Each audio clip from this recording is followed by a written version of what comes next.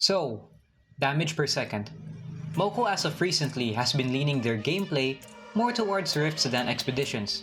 Speedrunning rifts are becoming more and more of the norm for both competitive and even the casual player base.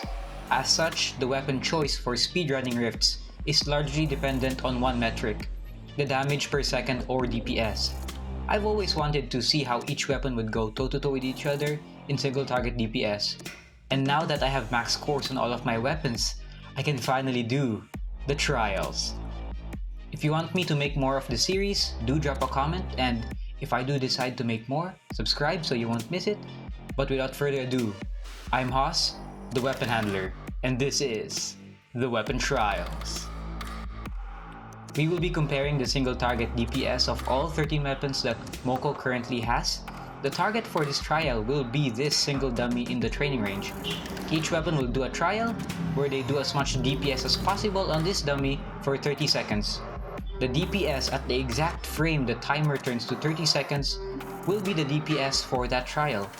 Each weapon gets 3 trials, and the best result of the 3 will be the final DPS of that weapon. Each weapon starts out with nothing, so no attack charge, no ult charge, and definitely no summons at the start of each trial.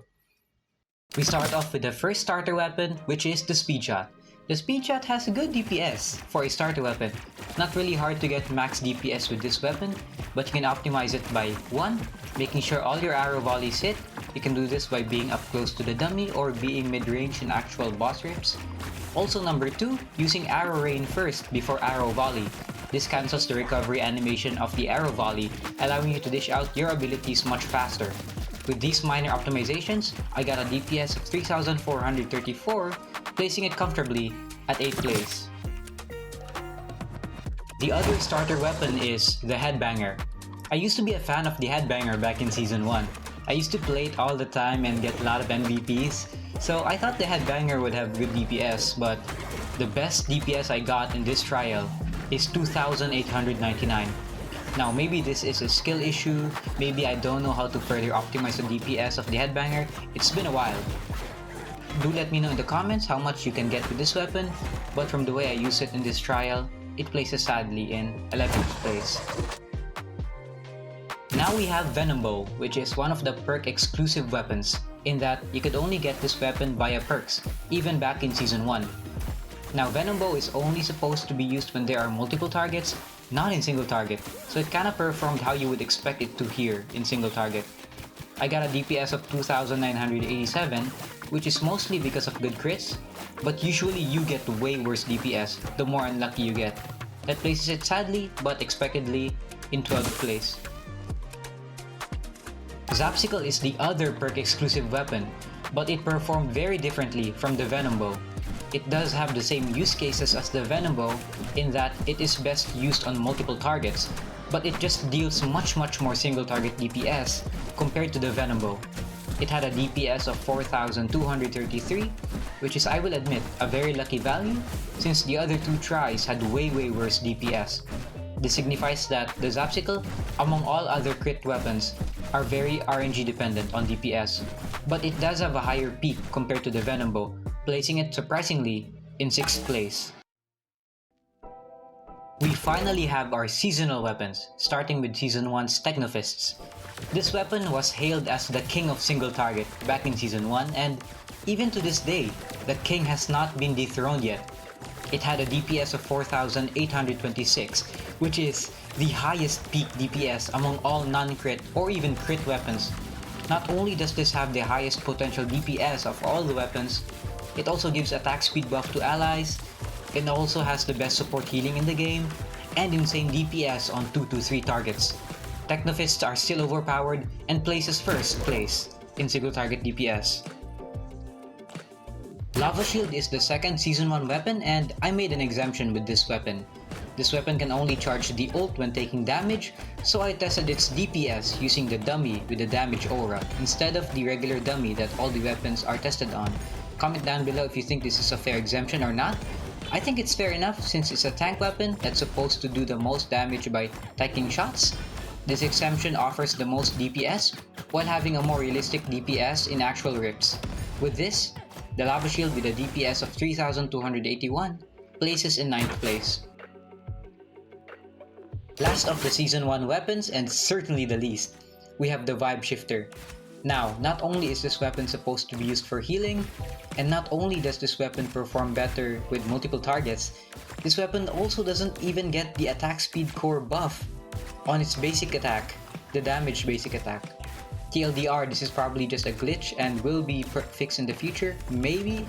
Right now though, the only core that really increases the DPS of this weapon is the cooldown core, which reduces the cooldown of the knockback ability, which doesn't even do that much damage. It shoots slow, the ability hits like wet paper, and it has a DPS of 2253. For that, it comfortably claims its throne in last place. We move on to Season 2 weapons with the Wolf Stick. There are 3 optimizations I use to get the most DPS from the Wolf Stick. The first one is not using taunt or dash while in ult form, because they cause the wolf to stop attacking, wasting some DPS and healing from the ult.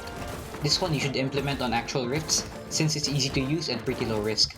Second is dashing into the target when not in ult. This causes the wolf to slam onto the target, further increasing DPS. Good to implement in actual rifts, but can be risky. Final optimization is not using the taunt at all, as it interrupts the attack of the regular and ult form wolf. Do not use this optimization in actual rifts, as the taunt is an integral part of Wolf Stick's playstyle. With these, it has a DPS of 3203, putting it in 10th place. Up next is the Singularity.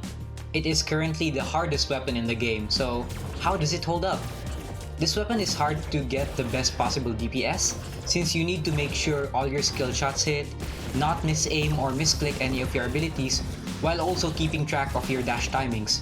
The first 2 trials had significantly worse DPS, since it's easy to make mistakes that I just mentioned. Even my best trial has some mistakes and could definitely be further optimized.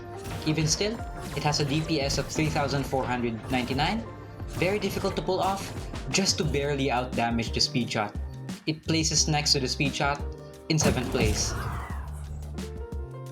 Last but certainly not the least for Season 2 is the Squid Blades. This weapon is the rightful heir of the king of single target. It has a DPS of 4626, which is still lower than the king of single target, the Techno Fists. But it does offer one huge advantage. When you are low HP, you can still do damage while you go invis or heal up with the ult.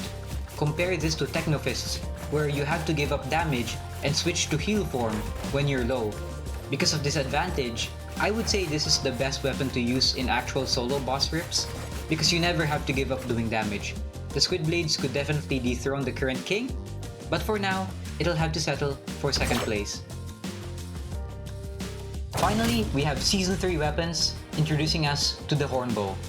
This weapon definitely feels awkward to use, since you get more DPS from the spray at medium range, but all of your other abilities do so much better at close range. I tried to get more DPS from the spray by moving away from the target when my spray is close to cooldown, but it doesn't really increase my DPS that much, since it slightly sacrifices the DPS of the other abilities. Again, comment down below if you can further optimize this. Instead, for this trial, I just stayed at point blank range the whole time. Still though, this problematic weapon has a DPS of 4392, good enough for 4th place. Surprisingly good DPS, but this weapon's problem has always been about its survivability, not the DPS. Next Season 3 weapon is the Bloodsucker. For a weapon that's supposed to be a monster against multiple targets, it's also surprisingly monstrous against single targets. I got the most damage by spamming attack, dash, and slash on cooldown, so I was down by 1 HP exactly at the 30-second mark. Also a lot of missed attacks, so could be further optimized. This is not really realistic, since you're not supposed to be spamming abilities on cooldown the whole boss fight, but sometimes you do need to do that, so I'll count it. It has a DPS of 4313, placing it comfortably at 5th place. Last weapon for Season 3 and the current weapon pool is the Fancy Wrench.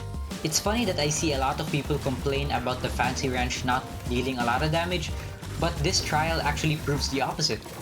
The best optimization I can think of is at the beginning, using both the heal and ult once you get the 4th turret. With this optimization, I got a DPS of 4,497, which is way better than people may think. This DPS actually increases even further past the 30-second mark. So the fancy wrench, I think, does not have a damage problem. It doesn't mean it doesn't have problems. It definitely has a problem of bosses being able to move away or destroying your turrets, significantly decreasing your DPS. But in this test where the boss is not moving nor attacking, it performs very well at 3rd place. So this is the final list of the single target DPS of each weapon. Now I have more details here in this spreadsheet where it shows all of the DPS for each weapon and their ranking. As you can see, I've also put them in a personal tier list when it comes to single target DPS. C tier is Vibe Shifter, and it's in C tier because compared to the other weapons, it's very low.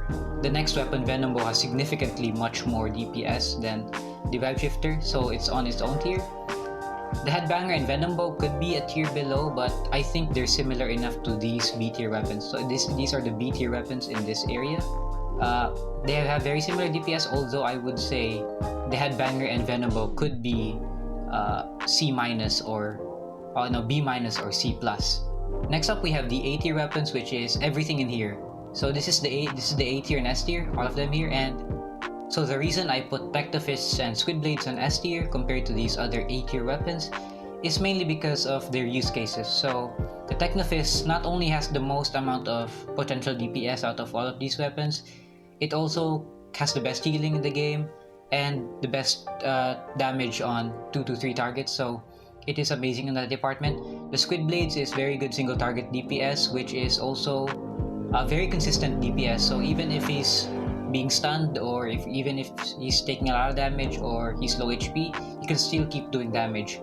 The Fancy Wrench has a lot of DPS to its merit, but again, it has a lot of conditions to meet in order to get its DPS. It needs to get its turret all up and healthy, which is not really realistic since bosses usually attack your turrets or they just move away from it. So I would say Fancy Wrench is more A tier, although it's 3rd place. But yeah, that's a tier list, and that's just the video actually. Thank you for watching. This has been Haas, and I'll see you when I see you. Bye.